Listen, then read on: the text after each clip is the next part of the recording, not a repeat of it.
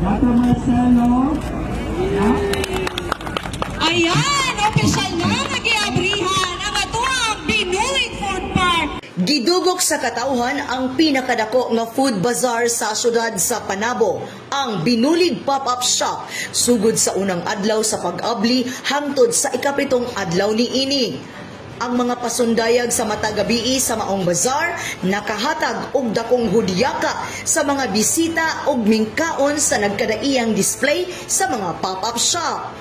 Mao kini ang pinakadako ug pinakabibo kung diin adunay 54 ka mga pop-up shops nga ming partisipar ug gilauman nga sa umaabot pa nga mga programa sa syudad sila magdala sa kanunay ug kasadya sa mga katawhan pinaagi sa ilang mga lamian nga mga pagkaon. Suportado usab ang pop-up shop ni City Mayor Jose E. Relampagos. Inubanan sa iyang mga pamilya nga mingkaon usab sa sulod sa maong bazar.